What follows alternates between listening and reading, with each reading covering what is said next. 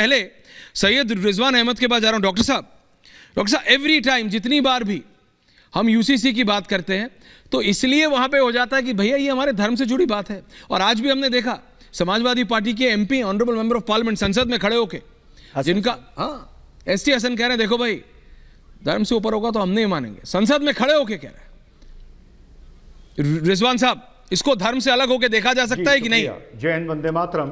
जय हिंद, वंदे मातरम। जी हाँ, शुक्रिया। देखिए, इनके कहने ना कहने से हम नहीं मानेंगे इसकी कोई अहमियत नहीं है। अभी आपने 370 का जिक्र किया। 370 एक अलग बात है। नरेंद्र मोदी वो लीडर हैं जिन्होंने नोटबंदी का रिस्क लिया। नरेंद्र मोदी वो लीडर हैं जिन्होंने अपने कोर वोट बैंक जीएसटी लाकर रिस्क लिया। याद करिए कितना विरोध हुआ था, सब हुआ था, नरेंद्र मोदी ने सुनी।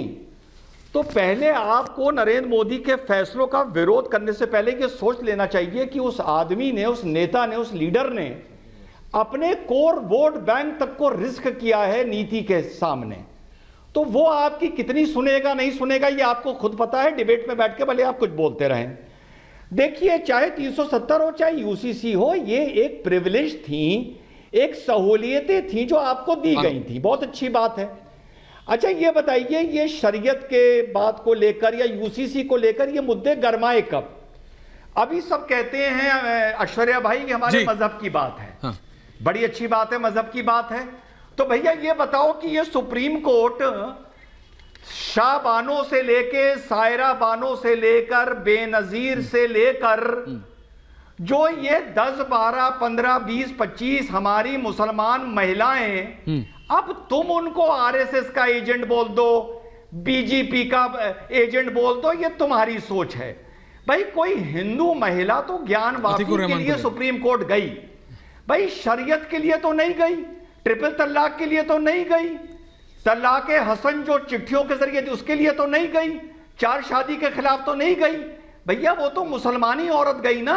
नहीं, वो तो हम ट्रिपल तलाक में भी देखते थे। वो तो जब ट्रिपल तलाक तो भाई अगर तुम अपने मजहब,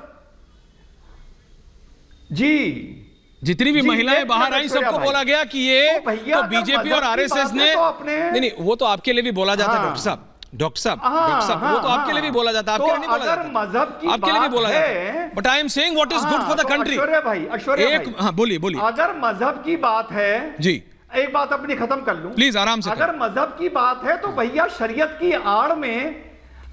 की आड़ में गुंडागर्दी ना करो तो तुम्हारी महिलाएं सुप्रीम कोर्ट, हाई कोर्ट जाएंगी नहीं, तो कम से कम तुमको शरीयत की पैरवी करने में आसानी होगी।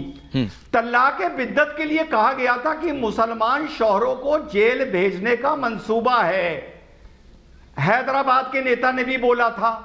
अब यहां पर जो भी लोग शरीयत के पक्ष में बात करेंगे या ट्रिपल तलाक के दौरान ट्रिपल तलाक के लिए पक्ष में बात कर रहे थे, उनसे यह पूछिए कि नरेंद्र मोदी की सरकार ने पिछले 2 साल में कितने मुसलमानों को ट्रिपल तलाक के कानून की आड़ में जेल भेजा। उनके पास एक नाम भी नहीं होगा। तो इन लोगों को सिर्फ कौम को डराने का नाम काम है। अल्लाह के कुरान के शरीयत के नाम पर होगा इस देश में वही जो नरेंद्र मोदी चाहेगा, जो सरकार चाहेगी। मैं आपसे पूछ रहा हूं अतीकुर रहमान जी, इज इट गुड? ये देश के लिए अच्छा नहीं है क्या? जो कपूर के लिए गलत है वो खान के लिए सही कैसे? जो खान के लिए गलत है वो कपूर के लिए सही कैसे? और इसमें धर्म को लाके क्या इसको ऐसे नहीं देखा जा सकता जैसे जब ट्रिपल तलाक की भी बात हो रही थी? अतीकुर रहमान जी, मुझे एब्सोल्युटली याद है कि जब हम ट्रिपल तलाक में भी हम डिबेट कर रहे थे तो मैंने कहा इट इज वो महिलाओं के उत्थान के लिए जरूरी था। विजय जी ने भी कहा ना कि इसमें भी महिलाओं की बहुत बड़ी, मतलब उनका जो रिफॉर्म है यूसीसी से सबसे बड़ा अगर होगा तो महिलाओं और बच्चों का होगा। तो इससे तो इसमें धर्म या किसी की मान्यता या किसी का वो कैसे वो हो सकता है, आहत हो सकता है? अतीकुर रहमान जी।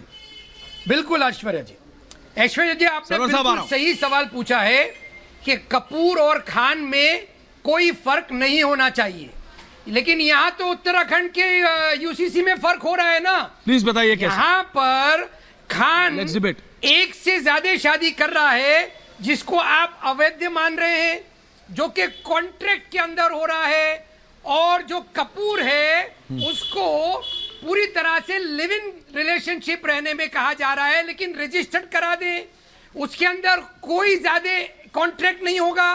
कोई महिलाओं का अधिकार सुरक्षित कहां पर है? यहां पर है कॉन्ट्रैक्ट मैरिज के अंदर या लिव इन के अंदर, ये मुझे कोई समझा दे तो बहुत अच्छी बात हो। दूसरा इंपॉर्टेंट पॉइंट ऐश्वर्या जी ये है कि अगर मोदी पार्लियामेंट के अंदर इस चीज को लाते हैं, ऐश्वर्या जी मुझे सुन पा रहे हैं? बोलिए बाबुलंद बोलिए।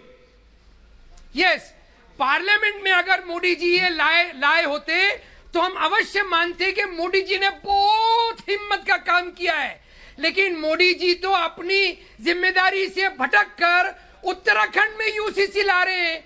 तो यूनिफॉर्म कहां रहा है भाई?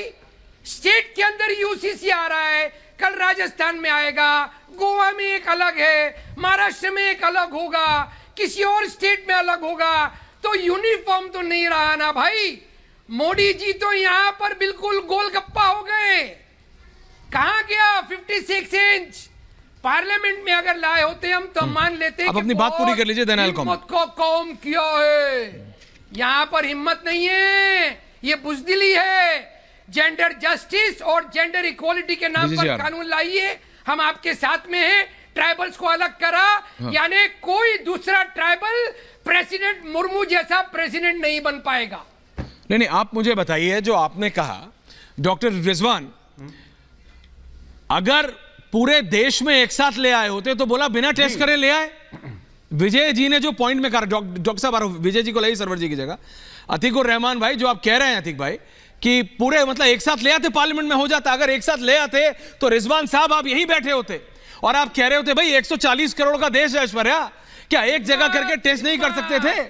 28 से ज्यादा प्रदेश है, जरा चेक कर लेते कि सब कुछ सही हो रहा है नहीं हो रहा है। हमारे पास ऐसा तो कुछ मतलब चिट भी मेरी पट भी मेरी, ऐसे कैसे चलेगा? और वो तो भारतीय जनता पार्टी के पास तो बहुमत है, यदि वो सेंटर में भी लाना चाहे तो वो कर सकते हैं, उनके पास नंबर्स हैं, उनके पास नंबर है, उसको कर। But everything is not about numbers. ये देश है, और इसलिए मैं आप सबसे पूछ रहा हूं, पार्टियों की सोच से अलग, your support to leaders and parties separate. मैं पूछ रहा हूं ये देश के लिए ठीक है कि नहीं है? रिजवान साहब कुछ कह रहे हैं, फिर आ रहा हूं सरवर जी आपके पास। दादा आ रहा हूं आपके पास।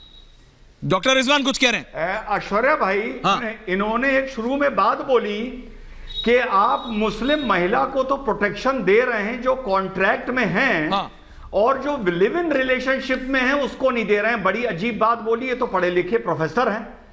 अरे साहब, जो लिव इन रिलेशनशिप में है वो 18 साल से ऊपर है, वो अपना एक फैसला कर रही है, लेकिन क्या शरीयत इस बात की इजाजत देता है कि एक महिला का शौहर आकर उसको बताए कि तुम जिस कमरे में सो रही हो कल से यहां पर आकर दूसरी रहेगी, तुम इस कमरे के बाहर जाओ? क्या मुसलमान शौहर दूसरी शादी करने से पहले पहली बीवी की इजाजत लेता है? क्या शरीयत में ये इजाजत और मर्जी पहली बीवी की है?